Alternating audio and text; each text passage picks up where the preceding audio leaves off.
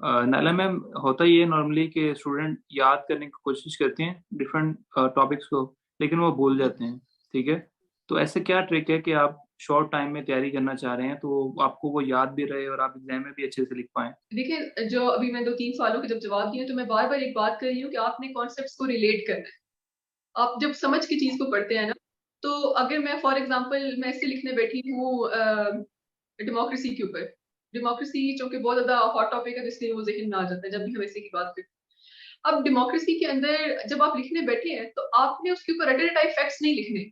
आपने ये देखना है कि अच्छा हमारी एजुकेशन कितनी है।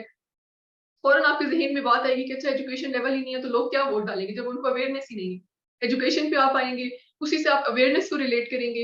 एजुकेशन से ही आप इकोनॉमी पे आ जाएँगे कि इकोनॉमी हमारी इतनी बुरी है, तो वो पॉलिटिकल आपकी जो स्ट्रगल होती है या पॉलिटिकल स्टेबिलिटी है, उसको डायरेक्टली इम्पैक्ट कर रही होती है। आप इकोनॉमी पे आएँगे, इकोनॉमी से आप उस पे चले जाएँगे, क्या होता है ओवरऑल आपकी जो सोशल फैब्रिक है, जब सोशल फैब्रिक आपका इतना स्ट्रॉन्ग ना हो, तो डेमोक्रेसी आपकी वीक हो जाती है। आप एक स्टेप से दूसरे स्टेप पे रिलेट करते हुए जाएँगे। तो इससे होता ये है कि आपको चीज़ों को एज़ इट इज़ रट्टा लगाने की ज़रूरत नहीं पड़ती, कि आप डेमोक्रेसी के ऊपर 10 पॉइंट जो है उनके रट्टे लगा के चले गए, उसने पूछा किसी और एस्पेक्ट से है तो फिर आप फँस जाते हैं। क्योंकि अगर आप बहुत ज़्यादा अपने आप को एक फ्रेम के अंदर बंद कर देंगे, तो उस फ्रेम से निकलने नहीं देगा फिर आपका दिमाग ही आपको। तो आप जब टॉपिक तैयार कर रहे होते हैं, उसको थोड़ा-सा जनरल उसकी अंडरस्टैंडिंग आपकी डेवलप होनी चाहिए, आपको जनरली पता होना चाहिए, कि ये टॉपिक क्या है, इस टॉपिक की इसका कोर कॉन्सेप्ट क्या है। आप एक दफ़ा सारे सब्जेक्ट्स की कोर कॉन्सेप्ट्स तैयार कर लें, उसके बाद जब आप लिखने बैठते हैं, तो अपने दिमाग को सिर्फ़ जो आपने पढ़ा होता है, उस पे मत छोड़ा करें, कि अच्छा मैंने ये चीज़ पढ़ी थी और मैंने वही लिखनी है, नहीं। आप उसके अंदर कुछ भी इम्पोर्टेंट ऐसी चीज़ कोई रिलेट करके कोई कॉन्सेप्ट आप उसका हाँ, रेलेवेंसी मेंटेन करना बहुत ज़रूरी है। बाकी आप अगर कोई भी चीज़ रेलेवेंट होके लिख रहे हैं, तो फैक्चुअल डेटा के ऊपर डिपेंड करना कि अच्छा मैंने उस दिन ये बैठ के याद किया था और वही मैंने पेपर में लिखना है। तो ये ज़रूरी नहीं होता। ऑटोमैटिकली होता ये है कि जब आप रिलैक्स होके रेलेवेंट होके लिखना शुरू करते हैं, तो जो चीज़ आपने पढ़ी होती है ना, वो automatically it start coming to you.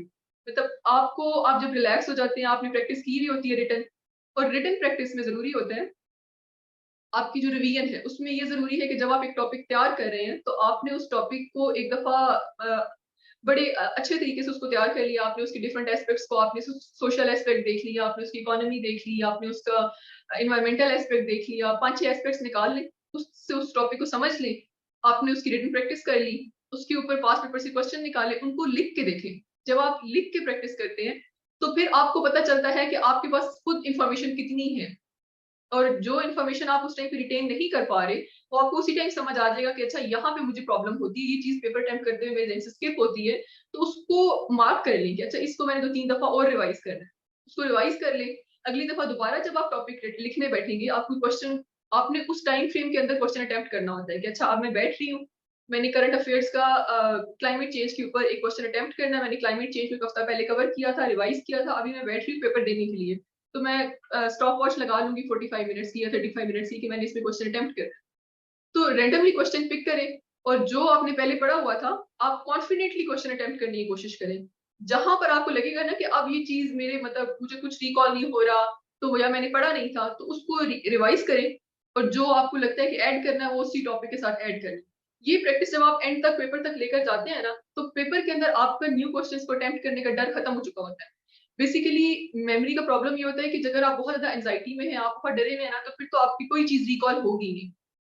तो अगर आप रिलैक्स होके रोज़ाना पेपर अटेम्प्ट कर रहे हैं और अपना टाइम रख के कि मैंने इतने टाइम के अंदर ये पेपर अटेम्प्ट करना है, तो आपकी ऑटोमैटिकली एक प्रैक्टिस हो चुकी होती है, आप फ़ैमिलियर होते हैं उस सिचुएशन से जो आपने पेपर के अंदर फेस करनी है।